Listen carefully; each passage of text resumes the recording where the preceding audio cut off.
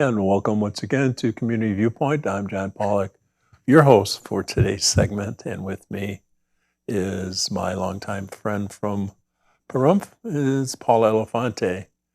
And we're going to be talking during this segment about genealogy. So, you've been an avid follower of genealogy for many years, and I'm going to ask you what it is exactly, because I think I know, because my sister found out where our DNA came from and stuff. So well, you tell us what genealogy is. So you found out who you are and where you're from. Oh, I knew already, because I'm 100% Polish. So she just reinforced that. With a little bit of Irish. A little bit, yeah. Somebody took a trip up there at some time. But anyway, we're very staunch Eastern European folks. And that's what I thought, because I love Polish sausage and things like that. I'm German, Garlic. English, Scotch-Irish, Dutch, and Cherokee. I'm a Carrie Nation.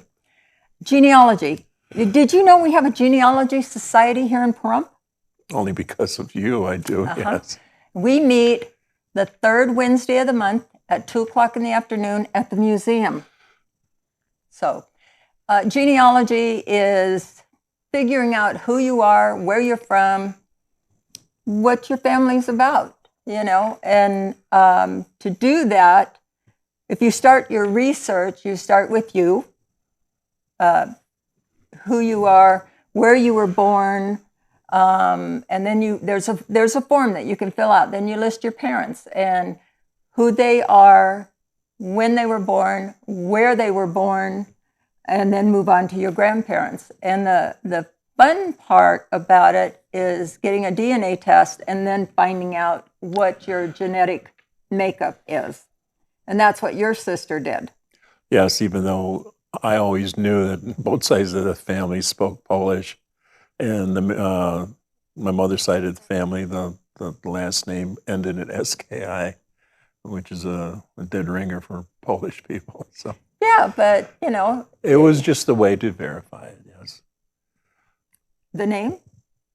Where we came from. I have an aunt that swears we are 100% German because we have Spahn, Specht, Schick, Greenholz, and Miller.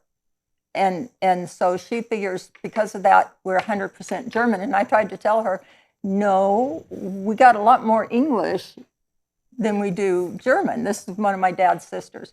And nope, she's 100% German. I said, okay, she can be 100% German. We have a lot of interesting programs at the Genealogical Society, such as like this last meeting. The program was about adoptions, and so the question was asked among the group if anyone was adopted. If they were, did they know anything about their biological family? Or do we have adopted members in the family? Or do we know of any? And that changes the picture of the family, because I have an adopted sister, and so she always felt that she was this way with her adopted parents, and then she learned she was adopted, and I said, no, we're this way, as far as our genetic makeup. So she had a DNA test from Ancestry.com, and it's kind of interesting because we share 1,800 centimorgans, which is a measure of DNA. It shows how close you are. Okay. I have first cousins, we share 800 centimorgans. So it's really kind of interesting. And if anybody was interested in doing that, you can get a DNA test from Ancestry.com, from MyHeritage.com. You can get it from LivingDNA.com. There's lots of different, and 23andMe. A lot of people like to take 23andMe because you can also get the health aspect of it, which will say if your DNA puts you susceptible to certain illnesses, So a lot of people will do the 23andMe just because they want to find out if they have some if they are a genetic carrier of some illness, disease, you know. Okay. I brought my magazine. This is called Family Tree Magazine. And these magazines that you can buy in the bookstores, they're pretty interesting because they have a lot of great articles that have to do with researching your family tree. We had a genealogy expo this last weekend at the museum, and we had the Daughters of the American Revolution set up a table. The Daughters of the Utah Pioneers had a table. The Daughters of the Grand Army of the Republic had a table. There was a table for the War of 1812, and I just recently discovered military papers for one of my ancestors who fought in the War of 1812. And there was also a table for the Indian Wars. Most of us have ancestors that fought in these wars. So it's really kind of interesting and it's like I say, I seek dead people. I do genealogy. So I'm just a third generation citizen here in this country. So. Okay. On one side? What about the other side? Both sides. Oh, okay. They were coming over in the boats in those days. Yes, both are families. So, and yours was what? Well, on my mother's line, the farthest side it goes back on one side is 1662, and part of the family was killed by Indians. This is I don't know if I say it, Rappahannock or Rappahannock River, you know, in I guess that's Virginia. I thought it was kind of interesting because my father's grandfather came over to this country 90 years and a day before my birthday, before I was born. Oh, cool. So, and he came from Germany. So I found the ship records. I found his oath of allegiance.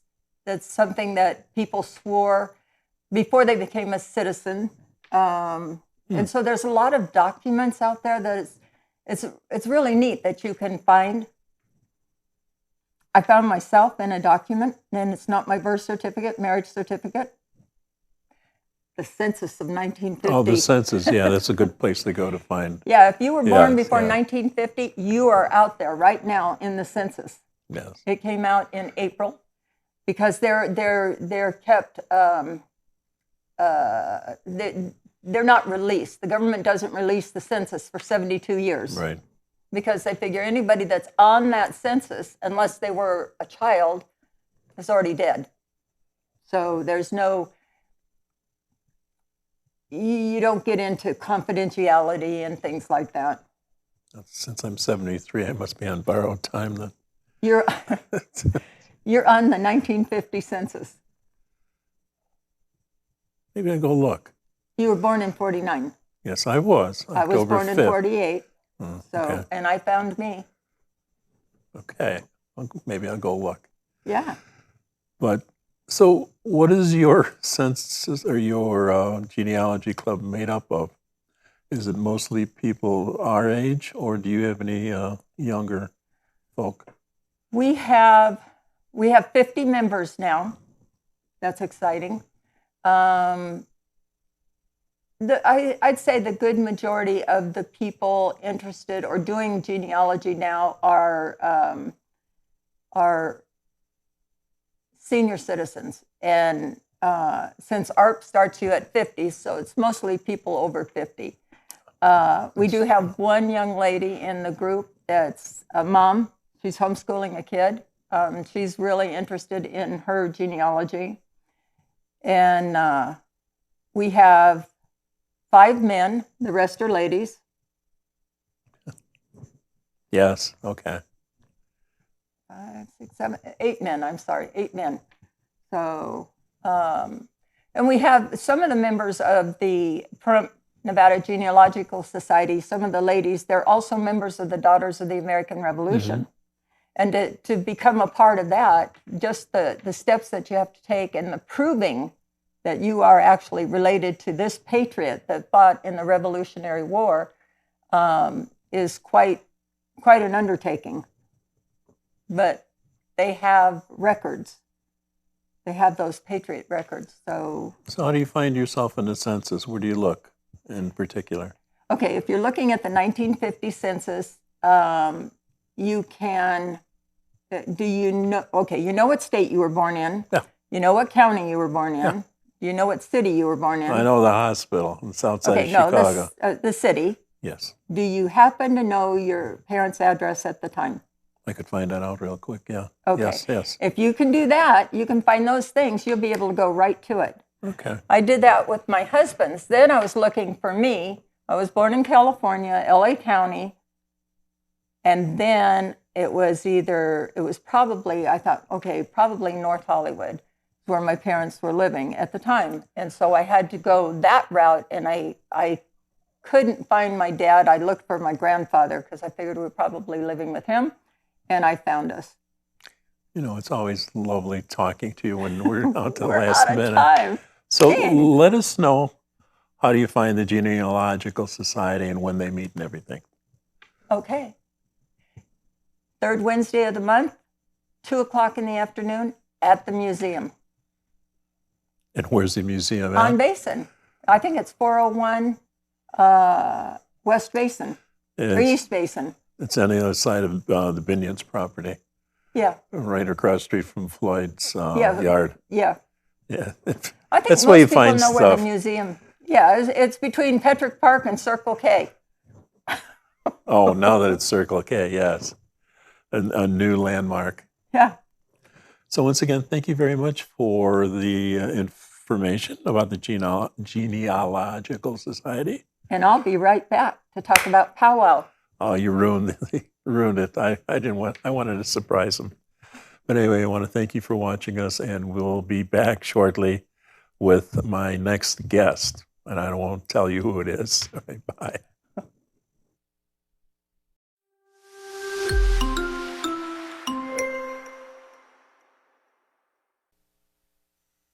And if you're watching us, this must be Community Viewpoint. I knew what it was. I've only been doing this, oh, wait a minute, it's 19 years.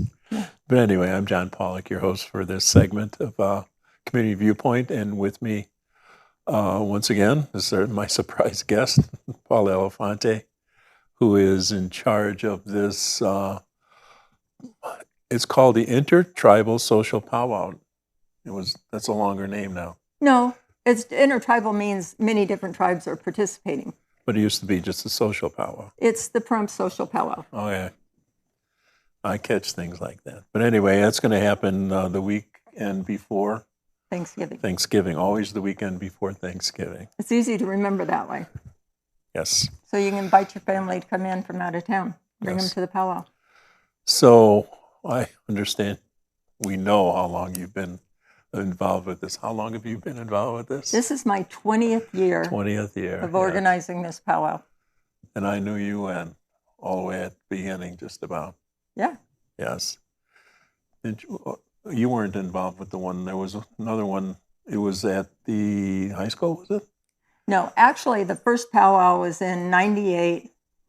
And then 99, Delane Spilsbury did it. In 2000, the Chamber of Commerce did it. In 2001, the Chamber decided they weren't going to do it again. It's a lot of work. Yes. 2002, Sandy Stark, Kathy Stetler, and I said, hey. So 2002, we lost Sandy in 05, and Kathy moved away in 08, and I just kept going. I remember all those things, yes. I still remember those things. So anyway, so you're having this event at? Petrick Park. And that'll be happening, it's a 3-day weekend? Yeah, actually Friday, we don't have the drums. They don't get in until later Friday night. But we do have music, and the Aztec dancers will be there on Friday. And Friday is a great day to come and start your holiday shopping. Yeah. You know, I love the little Christmas ornaments, the little bulbs that some of the vendors have. Yeah, get out of Walmart and get out of Home Depot. Come on over to the park. Come to the park. Yes. Come to the powwow. And the things over there won't be made in China, like at Walmart. No. So tell us what we can expect on those 3 days. Friday is it starts in the afternoon. Noon. Yeah, that's pretty much Vendors Day with the music and the Aztec dancers. And I'm waiting to hear back from one gentleman. He's a flute player, and so I'm hoping to get him to come over. Yeah. Saturday, the gourd dancing begins at 11. That's Native American veterans, and they dance to get the circle ready. And by the way, once the powwow starts and you want to go over to the other side, you don't walk across the circle. Oh, no. The circle's been blessed. It's already ready for the dancing. You can go in the circle when they say, everybody come up, and it'll be a circle dance. Everybody's invited to participate. Or the Aztec dancers, Adolfo will get everybody up in a line, and they start doing the snake dance, and they curl around and come back out. And, grown-ups and kids love that. They love that. So the gourd dancing, it is 11. Grand entry is at noon. That's when all of the dancers line up, and they will be coming into the circle. The flags will lead, and the flags are posted. We are going to be doing a veterans recognition this year. So we will be inviting the veterans to come into the circle. And we're going to have a warrior song, have one of the drums do a warrior song for the veterans. Yeah, the title this year is Veterans Recognition and Celebration of Youth. Yes. We've decided that, a lot of powwows, they're contest powwows, and it costs a lot of money to try and do a contest powwow. And there's not a lot of focus on the younger kids.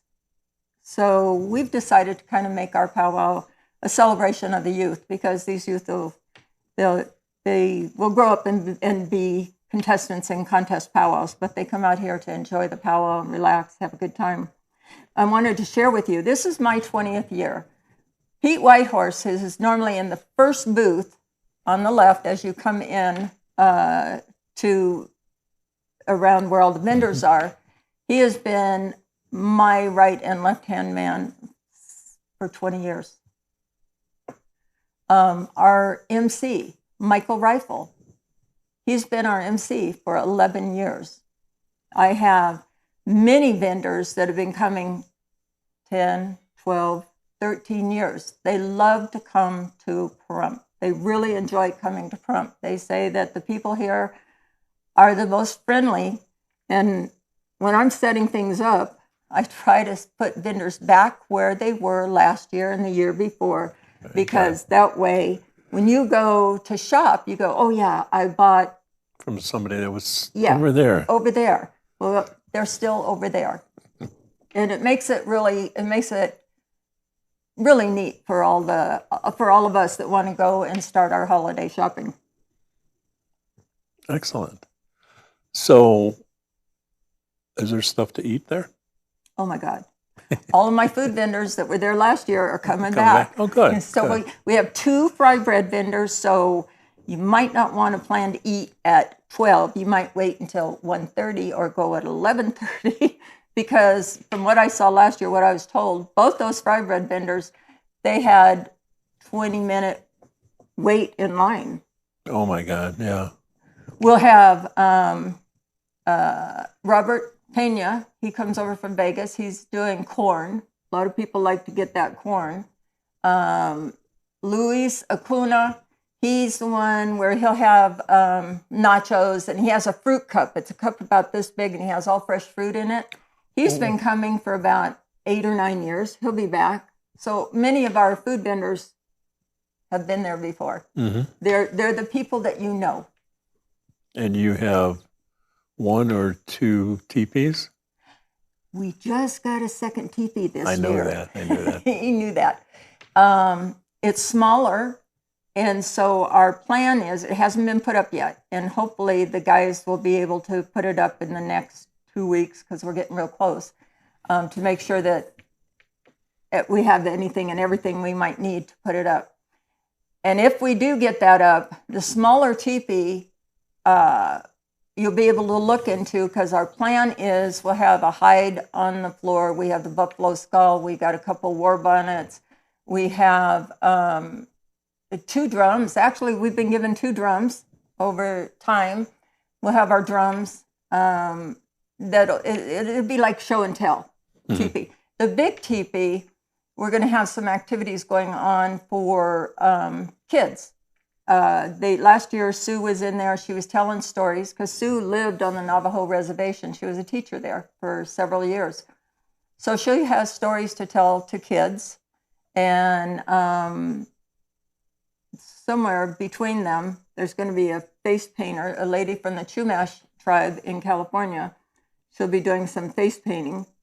And of course, we'll be set up with our booth, the committee booth. We'll have our shirts, we'll have our hoodies, beanies, baseball caps, long sleeve T-shirts. And we have 2 or 3 pictures of what you'll see when you're there. Yeah. There you go. That's the turkey. He's one of the Aztec dancers. Yes. There's a turkey one. And now that one goes back to 2003, and they're from a pueblo in New Mexico. That's an eagle dancer. He's from the pueblo. I got 3 or 4. Was that it? Oh, there you go. Everybody's involved. Yeah, they're doing a circle dance. Yes. So that's, and then, and the weather is just always nice like that, too. Were you able to do the flyer, scan the flyer? Let's see what it looks like. There you're going to see this all over town. Well, hopefully. In good places around town. That's our teepee, and actually that picture was taken in 2006. It was the first time that teepee was put up after it had been painted, and that's in Petrick Park. Okay. I was standing beside it, and the young lady that designed this for me, she was able to erase me out of the picture. I was right here. Whatever. But it's a great event. It's a great family event. It's open to everybody. You have daily raffles, Sunday and Sunday 50-50. You will do the 50-50 drawing on Sunday, okay? And of course, you can buy your tickets at the committee booth.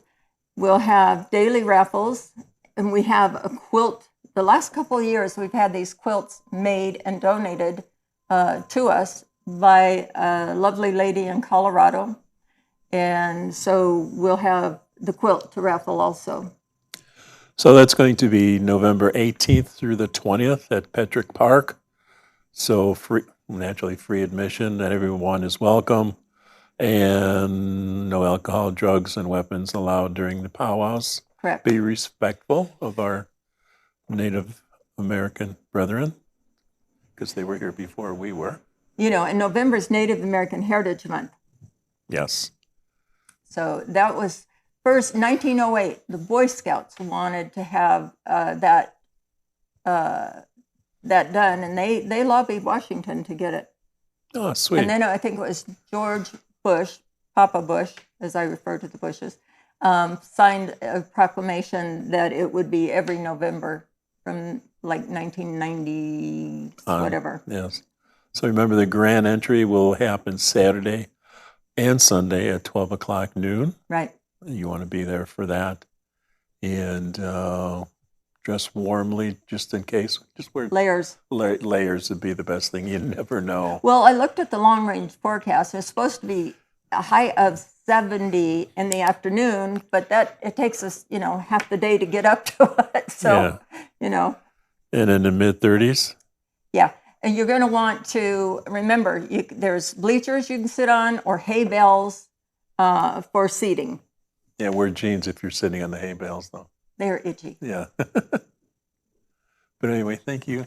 Thank you For stopping by once again.